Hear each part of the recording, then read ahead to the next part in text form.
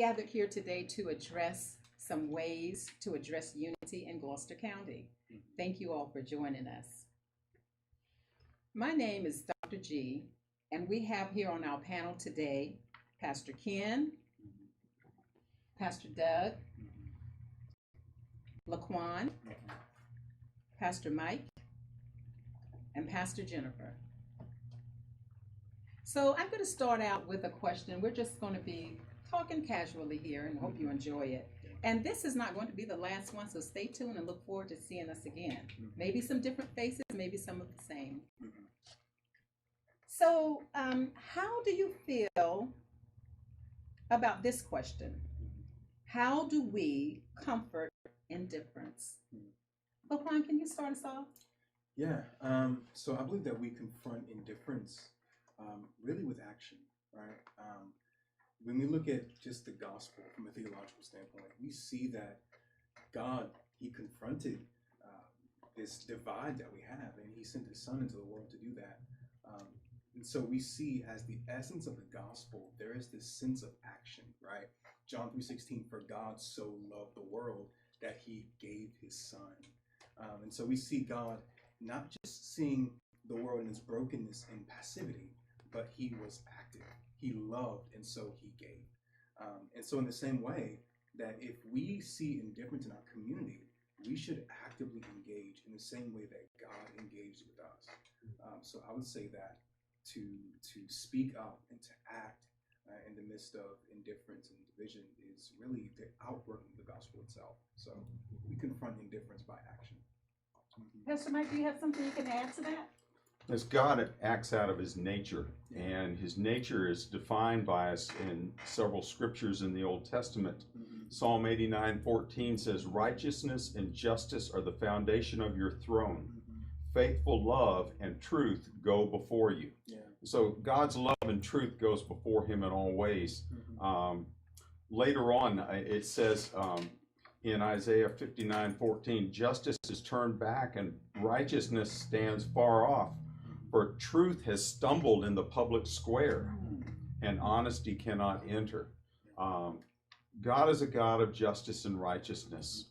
And when we forget to act in truth towards one another, that's what Laquan was talking about, that we treat one another with respect and dignity and honesty. That's truth. And God's calling all of us to act that way towards one another. Amen. Absolutely. Amen. Anyone else have something they'd like to add on that truth piece? Because we do need to be truthful with our thoughts and with our actions.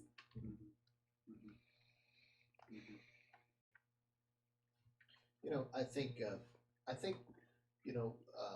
it's important for us to know who we are as individuals and be mindful of the fact that we all have blind spots.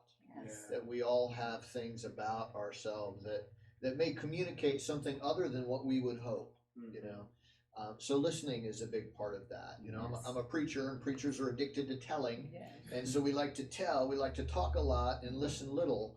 And so I think one of the things for me that's kind of just being mindful of not everybody sees the world the way I see it. And the only way to do that is by learning to listen, I remember one time, I think it was in 1995, and I was in India, and I was preparing to preach through a translator for the first time. And I had all of my alliterated English notes, and I had some references to snow, which the people had never seen, but it was a major illustration of mine, right? And it wasn't until I was ready to communicate to people of a totally different culture than mine that I realized they're not going to hear what I have to say because I haven't listened to their world. I've not had a conversation with them enough. I don't know what's going on here. And so I think from that point on, I've always tried to be present and just really listen. What is the truth of who Ken Kramer is, and what is the truth of Dr. G, and what is our story, and how can we interact? Very important for me in that regard. Excellent.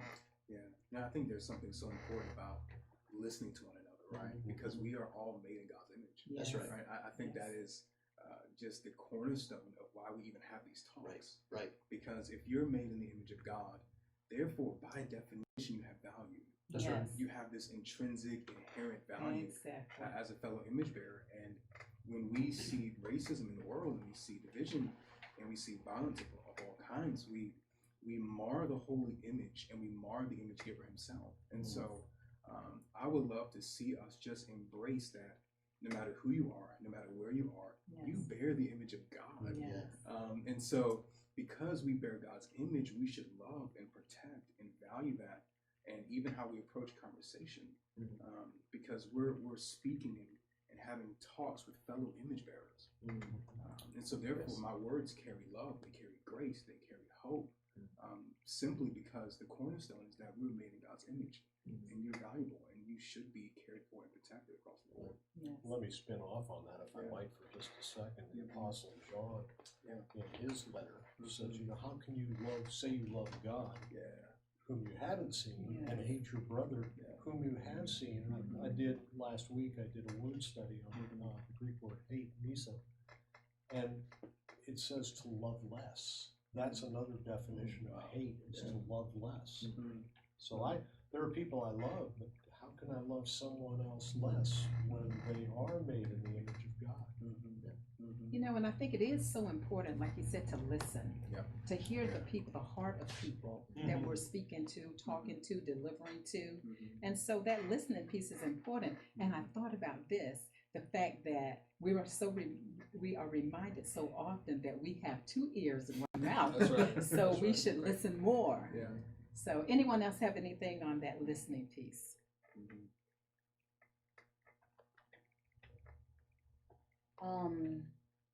So I moved to Gloucester about 6 months ago. I moved from upstate New York, and last week I was taking my trash out to the front of my house, and I fell on the gravel. Like, I completely kissed the pavement. It was just and I didn't get up immediately because I wanted to do a body check, because I didn't fall on grass, I fell on gravel. And I thought to myself, the worst thing in the world would have been to have somebody see me fall. And of course, this woman stops in her truck.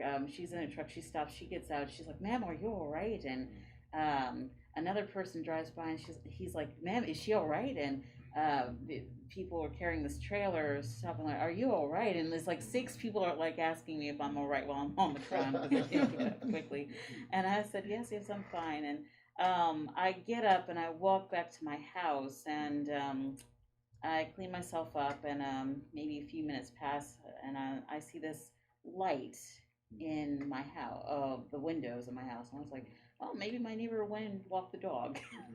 And then there's this knock on my door, and it's a police officer. Somebody called the police to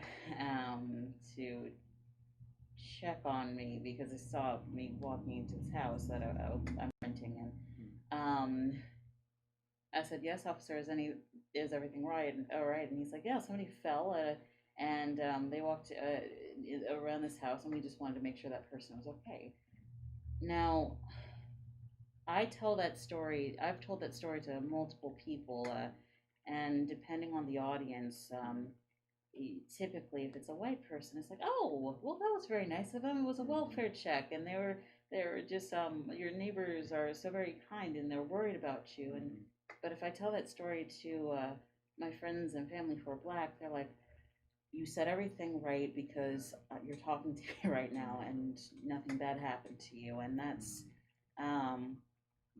just one of those, that is how listening, I think, works, especially in our context now, because you can tell a story, the story of Jesus' love, the story of Jesus' mission, and you'll have people who listen to that story, and they will still feel justified in taking somebody else's life because of the color of their skin, and or because they don't look like they belong in this neighborhood. And you'll have other people who hear this message of Jesus' love, and they'll feel great compassion for people who don't look like them, but they're afraid of letting go of some of that power that they've been given because of genetic lottery. And you'll have people who listen to this message of Jesus' love, and they won't quite get it until something happens that forces them to look at the world in a way that they hadn't considered before. And so listening is multifaceted because we may all hear the same story, but we don't hear it in the same way. Speaking of love, which is my favorite word, how can we love more easily and more openly so that people will receive what we're saying and how we're saying it? Anyone would like to address that? Pastor Mike, you look like you like it. He started forming his mouth like he was ready to speak. No, but anyway, I go back and I'm not just trying to quote scripture today, but I go back to another passage of scripture in Micah 6:8, where it says, mankind, he has told each of you what is good and what is the Lord requires of you. It is to act justly, to love faithfulness, and to walk humbly with your God. Those are three definitions of how to love one another. And justice towards one another, faithfulness to care for one another, to be humble before each other, which is to show respect to one another. And so those are three different ways in which we can love. But love is always not just in our mind, but it is in our actions. Yes. And gosh, the book of James in the New Testament hits that really hard, that our faith is expressed not just in the way we think, but the way we treat one another. And so that's part of what I'm hoping these dialogues will lead to, is different ways of treating one another, relating to one another, and yes, loving our community as a people of grace. Excellent, excellent. Yeah. Anyone else? And I think we see the most a beautiful picture of that is really the Great Samaritan, right? The Good Samaritan. We see three people, right? Three individuals. One is a priest. He sees the wounded man and he passes by. The Levite sees the wounded man. He comes over, observes the man, and then keeps going. But then we see the Samaritan who sees him and feels compassion for this man. And his compassion didn't stay within himself. It actually extended to the man in a very real and tangible way. And so he takes off his own clothes and he tears them, and he used that to bind the man's wounds, right? And then he goes and then he puts this man on his own animal, right? He gets off of his horse and he puts him on, right? Yes. And then he goes even further, right? And then he goes on to say, I'm going to put you in a place that's safe, and then I'm going to pay for it. And so we see that the Samaritan's actions and his compassion was displayed, right, in how he lived and what he did. This Samaritan gave up his own position of power, like we're talking about. He gave up his own place and put him on it, right? Put the wounded man on that, right? He gave up himself. It was costly for him. And so I think love, in and of itself, if it is to be Christ-like, gospel-saturated love, is costly. Yes. And so we should embrace that cost, right? We should embrace what we may need to give up for that love, for the sake of one another, because Jesus says himself, no greater love has any man than this, than to lay down his life for his friends. So, yeah. Anyone else? I've been sharing that I find it ironic that in a time in which we are talking about safety, that now because of the tensions of today, we're being called to risk loving each other and going outside of our comfort zones, to be neighbors with one another, to respect property and person alike. Ken, I think you were going to say something.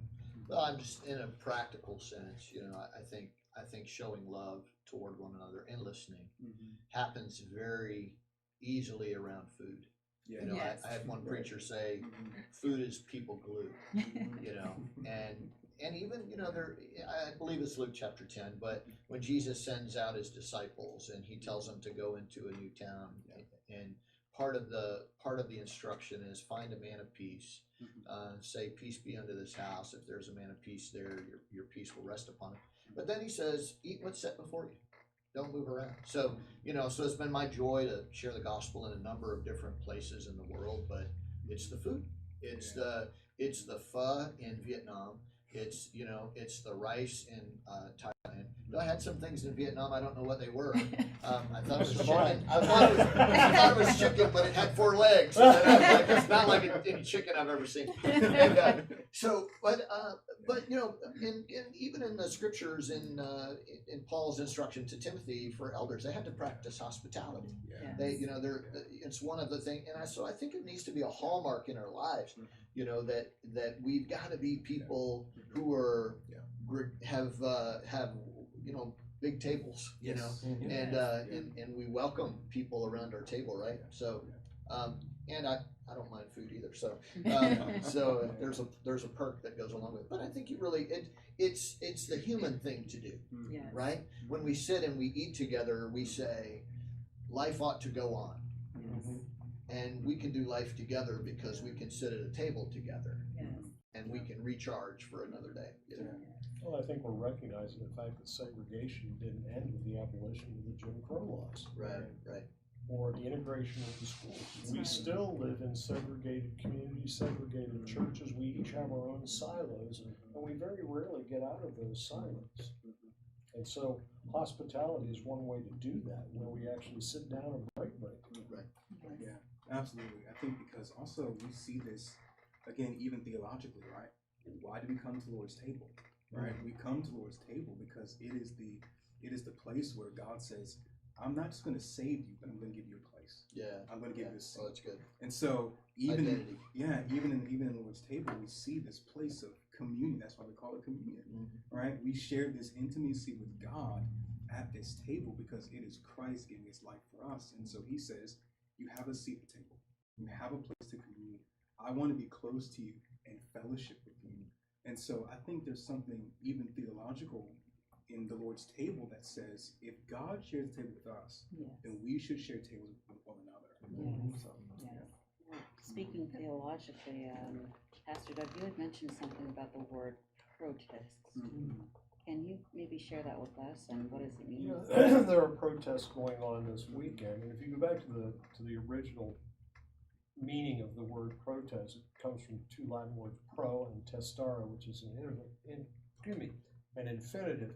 It means pro is on behalf of, and testare is to witness. And so it's to witness towards something. Protest is not what you're against. It should be what you're for. It's what you're trying to promote. And here we're trying to promote unity. We're trying to promote community cooperation, respect for one another, justice for one another, love for one another. And when you think in terms of protest, think in terms of what you're for, not what you're against. yeah, that's good. Excellent. I think that's a good stopping point. So we will hopefully see you again when we come back together to fellowship and talk about ways of bringing some unity, some more unity, and be unified in Gloucester County. Thank you for being with us. Just in time for the lawnmower.